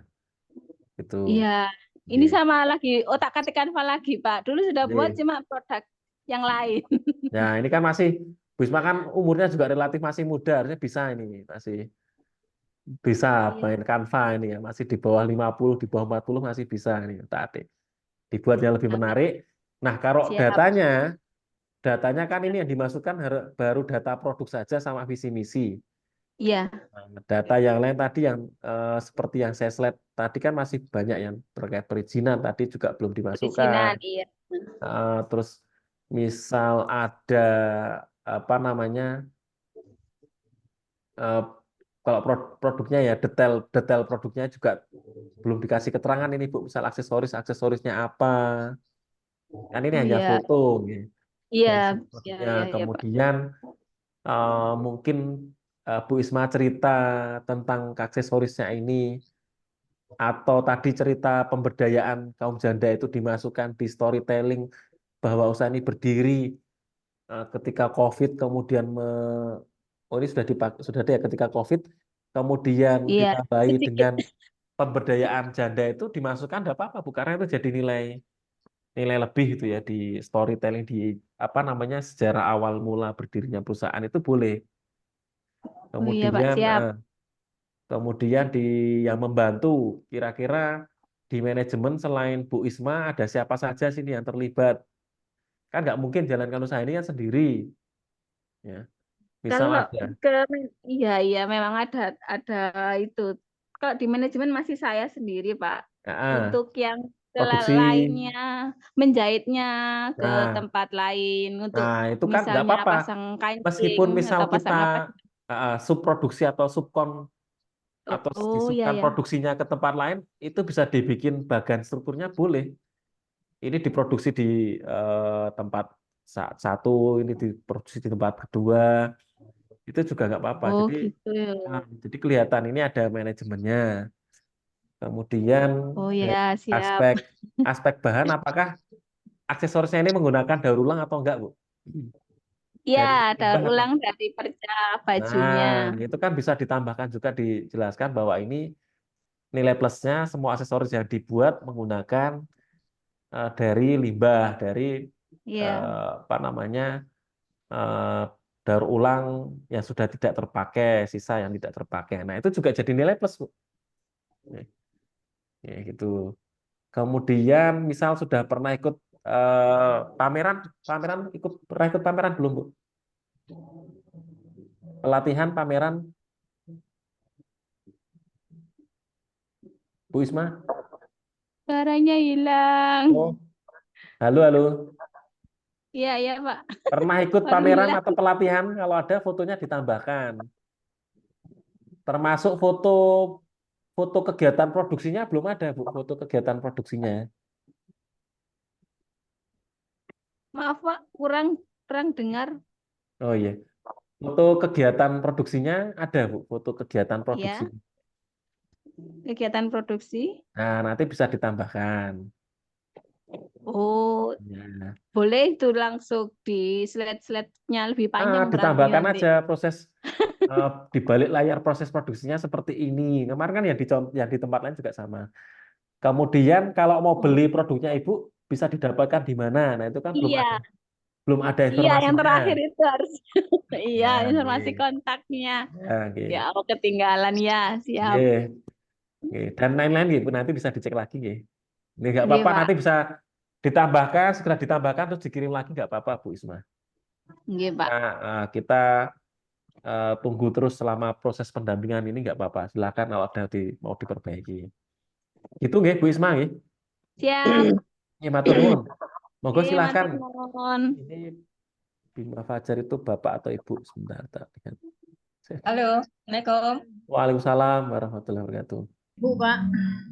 Mau tanya boleh? Boleh. Oh, Halo, Halo, Assalamualaikum. Waalaikumsalam. Nggih. Saya Eli Rizmina dari Surabaya. Oh, nggih, Bu. Ini kerah, Pak, berbahan dari limbah, sirip, ekor, sama tulang ikan. Nah, ini sepintas saya baru masuk di UKM. Untuk UKM itu masih 2 tahunan lah. NIB saya jadi sekitar tahun 2022. Nah, aktivitas saya sehari-hari mulai tahun 2010 sampai dengan sekarang ini banyak di ngajar. Jadi ngajar SMP, SMA berupa freelance, berupa pemanfaatan limbah dapur, terutama sirip ekor ikan. Izin saya tampilkan ini ya, Bu ya. Yang ini ya, Bu ya. Ya, yang ini. Monggo. Yang ini ya. Biar ceritanya ada Nggih. gambarannya, nanti yang lain saya juga ada gambaran. Nggih. Nah, jadi selama 10 tahun atau 13 tahun lebih saya di bidang riset, ngajar sama murid-murid saya, tapi sifatnya freelance-nya ini alhamdulillah banyak menjuarai beberapa kejuaraan di bidang limbah ini, kreasi limbah dari tingkat kota, provinsi, bahkan nasional. Kemudian tahun 2022 ini kok kepikiran saya ingin lebih serius gitu loh memproduksi. Tapi di satu sisi jadwal ngajar juga lumayan. Kadang-kadang saya bingung ini saya tuh mau fokus ke ngajar atau mau memproduksi gitu loh. Tapi alhamdulillah bulan Februari kemarin saya diminta ngajar di Dinas Koperasi Blitar gitu. Meskipun saya belum punya seperti sertifikat BNSP atau apa gitu loh. Jadi kalau saya fokus mau ke ngajar, paling enggak kan saya harus punya semacam sertifikat BNSP ya Pak ya, sedangkan saya nggak punya. Terus kemudian, apakah ini bisa jadi kendala ke depannya? Kan saya nggak punya BNSP itu tadi sertifikatnya. Kemudian yang kedua, kan bahan saya ini banyak yang disepelekan orang, dalam arti halah limbah aja kok harganya mahal dan lain sebagainya. Karena memang prosesnya dari awal itu sangat susah Pak. Karena saya pertama kali itu menemukan ide ini ya gara-gara anak saya itu suka makan ikan, kemudian di dapur kok ada sampah tulang ikan, kok ada pentil mocok, saya putar akhirnya menjadi hiasan yang sangat indah. Nah, kemudian pertanyaan saya itu nantinya nilai jual ini saya upkan itu dari limbahnya atau dari sosok seninya Pak. Karena saya sudah beberapa kali ikut pameran, ternyata untuk penelitian tentang seni untuk masyarakat Indonesia masih sangat kurang. Mereka lebih suka yang bling-bling. Nah, terus alhamdulillahnya bulan Januari kemarin produk saya dilirik sama brand Jepang Uniqlo. Jadi produk saya ada di gerainya Uniqlo di gerai di Surabaya. Itu banyak tolong untuk brand saya sekalian jualan di sana. Gitu Pak. Jadi saya kadang-kadang bimbangnya saya tuh fokus ke ngajar atau ke ini gitu. Kalau ini nggak diteruskan ya eman gitu Pak. Nah, terus jujur aja untuk penilaian seni itu sangat kurang sekali. Kalau yang di luar upkan itu yang di-upkan tentang katanya orang-orang ya kayak kreasi limbah dan sebagainya itu malah lagi tren. Sedangkan saya itu gaptek soal digital marketing. Saya tuh pengen jualan di Etsy, saya juga nggak tahu caranya. Mau di Shopee yang di luar negeri juga nggak tahu caranya. Tapi insya Allah saya pengen terus belajar, Pak. Nah, terus pertanyaan yang ketiga, ini kan produk saya kan di samping mengusung tema perhiasan. Jadi saya ada produk yang khusus yang out of the box, yaitu bahannya selain dari limbah dapur terutama ya, juga selain berfungsi sebagai perhiasan, bisa berfungsi sebagai semacam senjata rahasia, yaitu semprotan merica. Jadi di dalam kalung ini tuh ada ada suatu alat yang legal, yaitu semprotan merica, yang nggak minta ya. Kalau misalnya ada wanita karir yang sering berpergian seorang diri, kalau misalnya ada begal atau ada perampok atau ada apa, pencopet, jambret, bisa disemprotkan di mata penjahat tadi. Jadi suatu waktu wanita karir itu bisa langsung melarikan diri untuk meminta bantuan pertolongan. Jadi keistimewaan produk saya ini samping sebagai perhiasan bisa juga berfungsi sebagai senjata rahasia yang legal ya Pak, berupa semprotan merica tadi. Nah, Saya berhubung pesen dengan satu deh, Bu. Hah? Saya pesen satu. Nenek pesen satu. Ya, boleh. Monggo. Kemudian, ya, yang saya pikirkan, apakah misalnya next time untuk kan ada semacam senjata rahasia itu apakah tidak menyulitkan tentang penjualannya Pak? Misalnya ditanya ini gitu. Pasti ini legal. Itu aja. Terima kasih kurang lebihnya Pak. Mohon pencerahan. Nggih. Nggih, matur nuwun. Tadi saya nyalakan lampu nggih, Bu, biar tambah cerah ini, Bu. Nggih, matur nuwun Bu Eli, Kusam ya, Juan. nenek kusam ya. Nggih. Ini tambah lama tambah gelap rasanya ini. Nggih, ini Iya. Bu Bu Eli Juan Kerah nggih, dari mana tadi rumahnya tadi. Eh, bentar kok lupa. Jawa Timur di Surabaya. Nggih. Ini tempat Ibu kalau di data itu termasuk usaha yang paling lama, Bu, karena salah satu usaha yang lama karena lebih dari 13 tahun kalau di datanya. Gitu. Nah, Iya, untuk nggih. bidang pengajaran Pak, Nggih, riset, berarti ya, ngajar. Oh, berarti sudah bisa lebih Bu. dari 10 tahun, berarti artinya secara produk tidak ada masalah berarti, Bu. Karena sudah, Insya Allah. karena berarti produknya diterima pasar dan produknya memang layak dibeli, ada konsumennya, kemudian Pak, saya bisnisnya mau jalan. penjual. Gimana, Bu? Saya kan sendiri gaptek tentang Iya, digital marketing. Ya paling dari mulut iya. ke mulut. Ya, Gitu tidak apa-apa, Pak. Bu. Tidak apa-apa, Bu. Nah, tanpa digital marketing aja sudah bisa jalan 13 tahun berarti ya, Bu. Ya, apalagi nanti mungkin dengan pendekatan digital marketing bisa lebih maksimal. Gitu. Terus tadi ada beberapa pertanyaan, nanti kalau ada yang terlewat, karena pertanyaannya banyak ini, ada yang tadi pertanyaan, ada yang pernyataan ini. Yang pertanyaan yang saya catat, lebih baik ngajar atau meneruskan usaha. Iya. Seperti saya, Bu, saya juga usaha apa namanya punya usaha dan ngajar gitu. Iya. Malah tetap gitu ya. Kalau Ibu mungkin tadi ceritanya bukan tetap ya, tapi lebih ke tamu ya, guru tamu gitu ya. Iya. Nah, kalau bisa ya dua-duanya dijalankan, kenapa harus milih gitu Bu, kalau saya, Bu? Kalau bisa dua-duanya dijalankan, kenapa harus milih salah satu gitu? Nah, caranya gimana? Nah, caranya saya kemarin cerita, tadi juga saya sudah cerita, saya punya orang kepercayaan yang menjalankan bisnis, gitu ya. Jadi kita tinggal monitoring, tinggal merencanakan strateginya seperti apa, kemudian mengontrol, monitoring, mengevaluasi, nah gitu. Jadi yang menjalankan hariannya operasional itu sudah ada timnya. Jadi kita tinggal ya fokus Kalau saya ngajar, dirjen, fokus Mas Nova.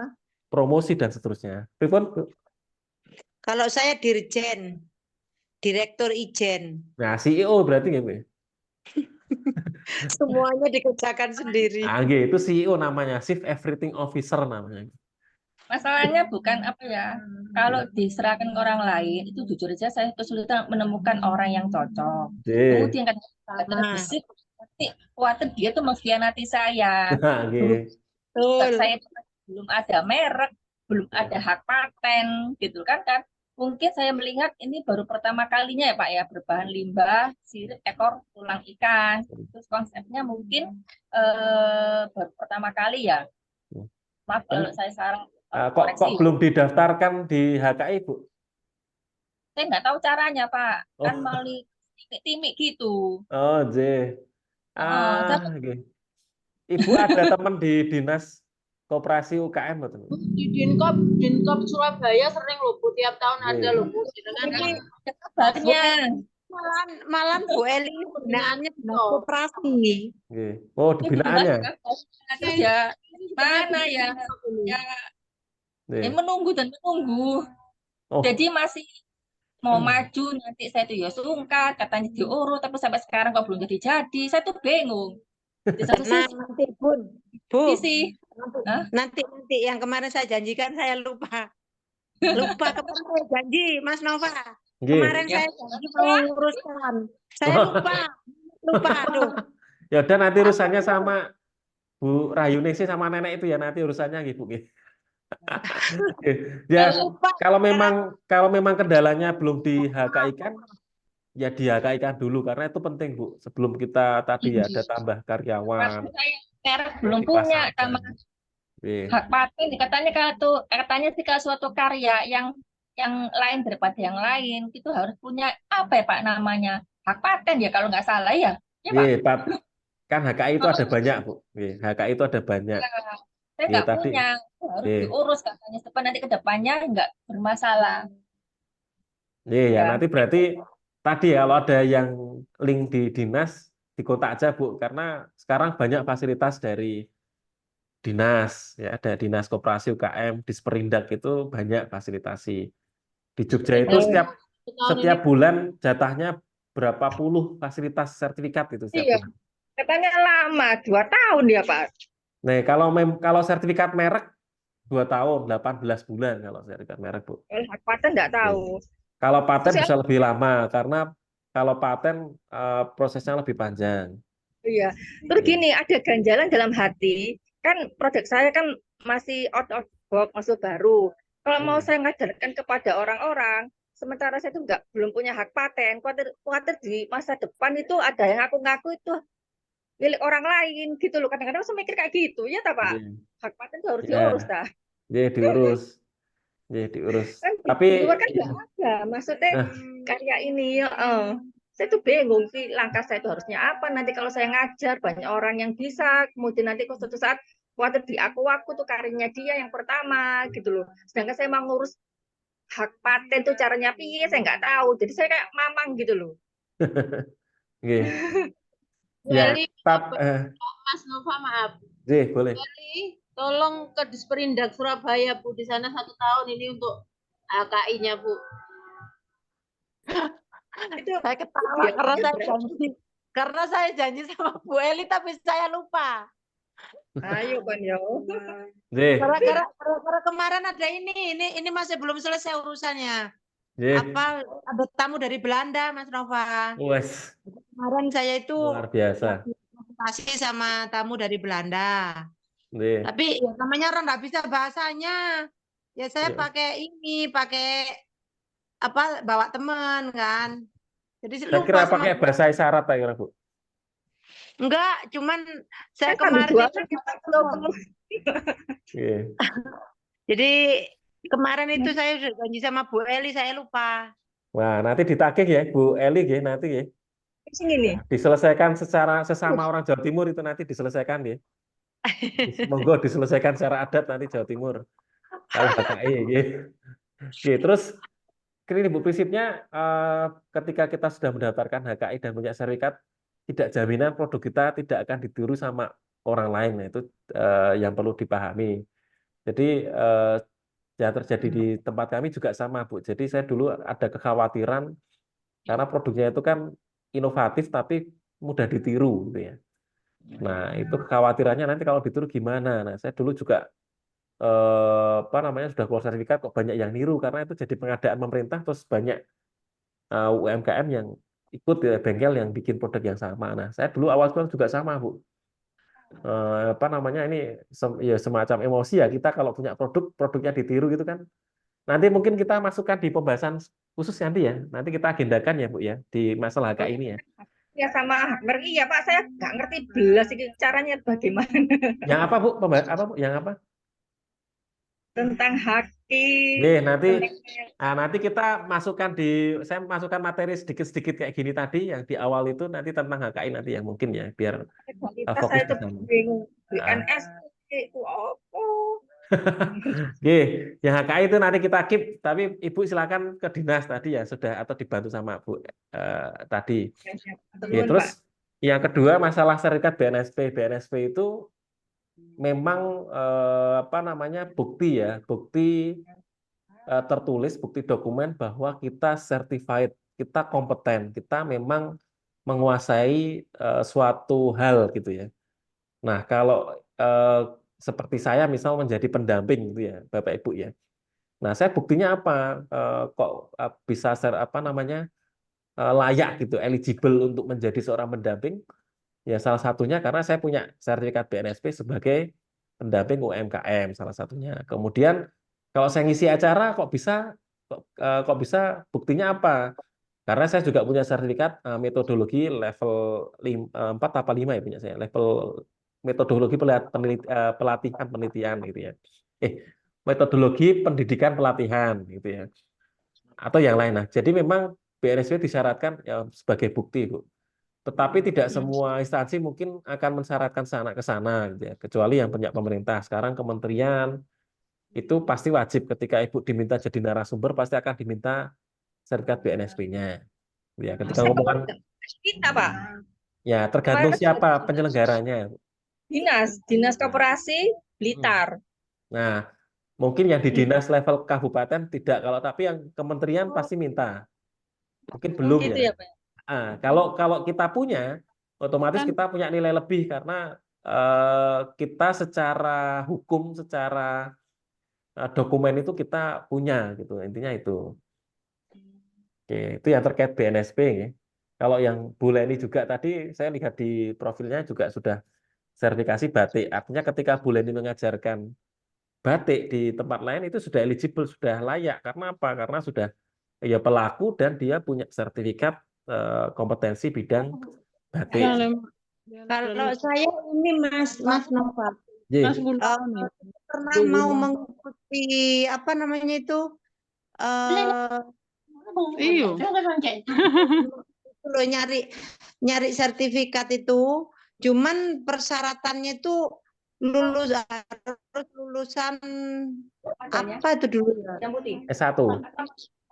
Iya, lah sementara saya kan nggak sekolah, Mas. Tapi saya juga sering ngajar menteri. Kalau ada menteri datang itu saya jadi narasumber. Kalau ada kunjungan, kayak dulu pernah ada penyuluh-penyuluh dari Dinas Kehutanan seluruh Indonesia. Mantap. Gitu, Oke. ini jadi Nah, narasumbernya. oke. Jadi memang Sertifikat. ya. Jadi memang syarat itu nanti tergantung dengan jenjang skema sertifikasinya, Bu. Kalau semakin tinggi, jadi kalau paling rendah kan kalau di UMKM itu kan kewirausahaan industri itu ya jenjang level 4. Nanti di atasnya kan ada pendamping, ada manajer pendamping, ya, ada kurator, di atasnya pendamping ada kurator UMKM, ada di atasnya lagi ada manajer. Nah, itu setiap level itu nanti butuh persyaratan administrasi yang biasanya tambah naik. Kalau kurator itu minimal kalau nggak salah udah S1. Terus nanti dilihat lagi aja Bu di persyaratan itu ada kata ataunya tidak gitu ya. Misal ada tulisannya atau bisa diganti dengan SK, sertifikat, pengalaman itu ya udah pakai surat sertifikat atau SK pengalamannya saja nanti ditanyakan ke LSP-nya seperti itu. Kalau untuk BNSP ini malah lari ke BNSP ya. Ya itu saya cukupkan ya yang BNSP nanti agak jauh nanti ya takutnya. Oke. Iya lah, waktu mau ada ini acara gitu kan, saya minta yang anak-anak yang sekolahnya tinggi-tinggi, yang sudah apa insinyur apa itu, tapi malah nggak bisa ngomong. Ya nenek yang lulusan SMP ini aja yang ngomong jadinya. Ya, nanti ini bukan uji kompetensi itu kan tidak semuanya dengan pertanyaan wawancara. Kan ada yang bisa metodenya kan ada banyak ada beberapa. Itu ya pilih metodenya yang suruh praktek aja. Mereka mungkin bisanya praktek ya suruh dia metodenya minta yang demonstrasi gitu ya. Itu aja caranya nanti bisa komunikasi sama LSP. Itu yang BNSP ya. Saya lanjut ya. Terus tadi yang terakhir pertanyaan yang saya tangkap dari Bu Eli, nilai menjualnya dengan sebagai produk limbah atau produk seni. Nah ini saya kembali lagi yang ke jawaban seperti yang pertanyaan awal tadi yang di siapa saya lupa. Ya kita coba semua Bu, karena kita tidak tahu. Kita lakukan survei pasar, kita coba aja. Kalau dijual dengan sebagai dia karya seni seperti apa, kalau dijual dengan mengangkat dia sebagai karya hasil limbah, olah limbah itu seperti apa. Itu kita Yang bisa menilai dan memutuskan pasar, kita tidak bisa memutuskan. Saya juga tidak bisa menilai karena yang bisa menilai ya konsumen kita. Kalau saya gampangnya seperti itu. Ya itu yang dari Bu Eli ada yang terlibat mboten, Bu? Atau sudah semua nggih?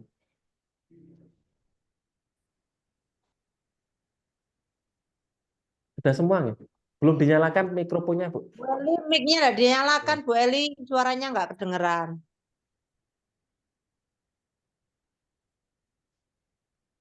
Ini kan, iya sih. Jadi saya intinya harus tes dress dulu, Ya. pangsa pasarnya gimana. Karena beberapa kali ikut pameran ternyata pangsa Indonesia itu kurang menghargai seni. Pertama ya, mungkin maaf kalau saya salah. Kemudian masih suka masyarakat Indonesia itu masih suka yang bling-bling daripada yang natural, intinya kayak gitu. Jadi Ya. nanti saya mungkin mau fokus ke satu aja. Memang Ya. apa ya? Mungkin saya terlalu idealis lah. Jadi ya sesuai dengan hati nurani saja aja ya Pak ya. Jangan sesuai hati nurani, Bu. Sesuai kebutuhan atau permintaan dari pasar, sesuai konsumen, Bu. Nanti kalau sesuai hati nurani Ibu, nanti yang beli Ibu sendiri nanti produknya. Oh gitu.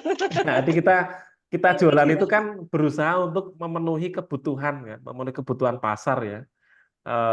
Marketnya itu seperti apa yang diminta. Nah, kita berusaha untuk memenuhi itu, demand-nya seperti apa. Nah, itu kalau kita memaksakan, kadang kalau kita UMKM terus kita bikin sendiri itu kadang memaksakan saya harus bikin produk itu yang seperti ini. Nah, sedangkan pasar tidak ingin itu gitu ya. Nah, akhirnya tidak ketemu ini, tidak cocok ini antara yang kita hasilkan sama yang diinginkan oleh pasar. Sedangkan Jadi kalau idealis.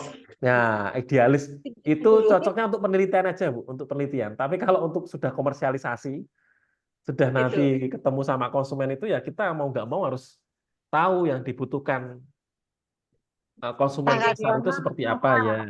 tanggal 26 mau saya pasarkan produknya Bu Eli ini. Sip. Kemarin sudah saya sampaikan ke orang Belanda itu. Mantap, Bu. Gitu, Bu Eli, Terima kasih banyak Pak. Sama-sama, Bu. Kita diskusi aja nanti. Saya juga mungkin tidak tepat juga memberikan sharing pengalamannya nanti yang lain juga boleh. Lanjut WA Bu Eli ya. Ya. Nanti Mas Roni nanti kita juga misal ada yang tidak terjawab sekarang kan kita seminggu 2 kali juga ada diskusi via grup ya Bu ya. Kita jadwalkan biar di grupnya tidak terlalu ramai tiap hari. Kita jadwalkan di hari-hari tertentu nanti di share Mas Roni nanti di grup. Nah, kita diskusi pas waktu itu boleh nanti di grup WA kalau tidak selesai di Zoom. Oke, terus ini dari Zeni Zahra Craft, proses hakinya merek dagang ini ya, kalau nggak salah prosesnya 9 bulanan.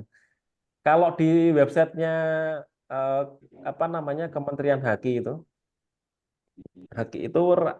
kalau merek itu tidak salah 12 sampai 18 bulan, 1 tahun sampai 1,5 tahun.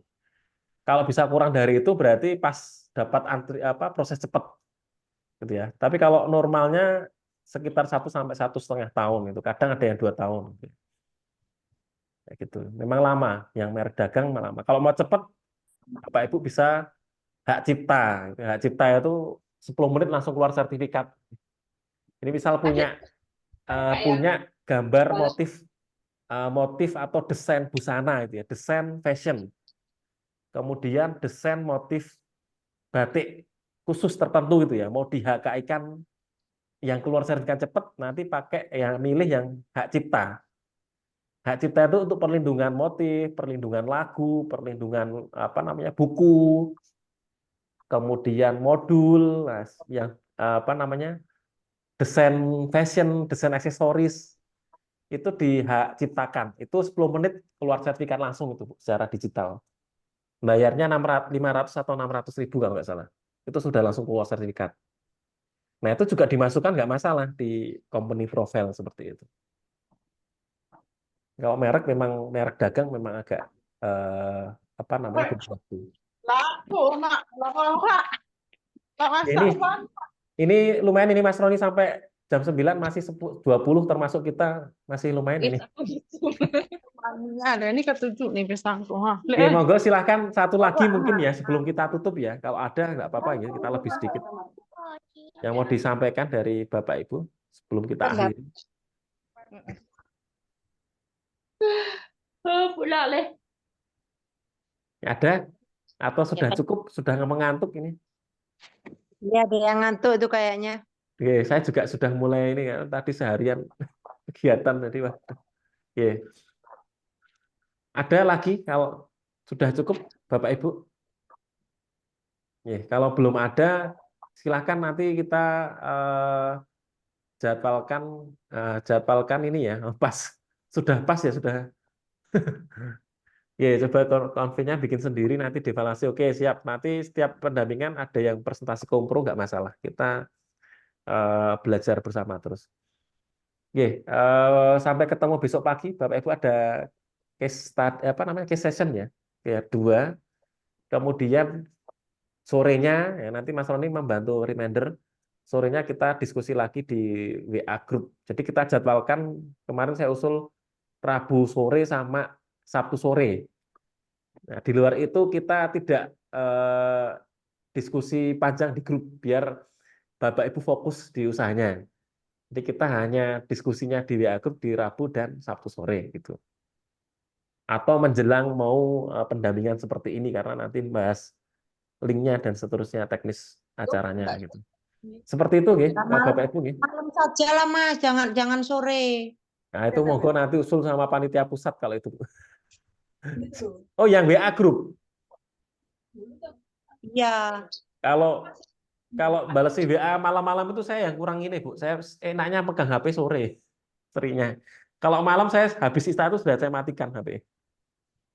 Karena biar fokus. Ya Biar khusus fokus dari yang lain. Rabu sama ini. Khusus dari yang kita tentukan untuk diskusi itu aja malam. Enggak malam lah. Ya habis maghrib gitu. Nah, saya stop recording dulu deh. Stop dulu.